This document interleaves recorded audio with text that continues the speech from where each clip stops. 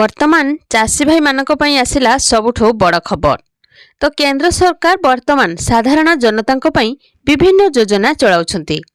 तो सरकार महिला कृषकों प्रति अत्यंत उदार मन होउछंती। तो सरकार गरीब श्रेणीर लोकंकु आर्थिक सहायता करने को चेष्टा करछंती। सेथिमध्यरु प्रधानमंत्री किसान सम्मान निधि योजना अन्यतम। तो ये प्रधानमंत्री किसान सम्मान निधि योजनार कृषकों बैंक अकाउंट रे वर्षकु 6000 टंका प्रदान करा जाउछि।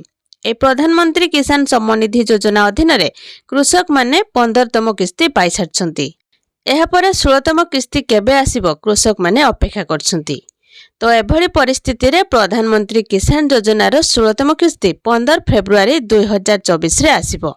एथिसहित प्रधानमंत्री किसान योजना रे उपकृत हेउथिबा कृषक मानक पई केवाईसी अपडेट करिबा आवश्यक। जदि आपण माने केवाईसी अपडेट करिथिबे तेबे आपण मानकु ए पीएम किसान ल टंका मिलिबो। जदि आपण केवाईसी शेष न करंती तेबे आपण परवर्ती किस्ती रु वंचित हेबे।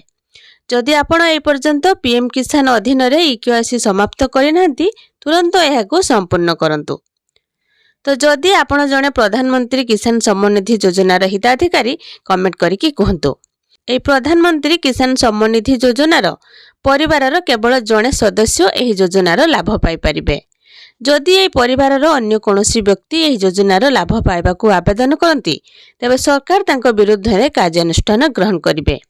ए प्रधानमंत्री किसान योजना अधीन रे किस्ती टंका केवल सही हिताधिकारी मानकू दिया जाउछि जो माने सेमानकर आधार विवरणी प्रवेश करछंती।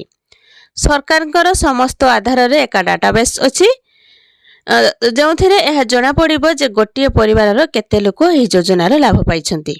तेबे 15 फेब्रुआरी रे प्रधानमंत्री किसान योजनार 16तम किस्ती आसीबाकू जाउछि। जदि आपण माने किस्ती टंका पाउछंती तो कमेंट करिकि कहंतु आ वीडियो गोटे लाइक करंतु।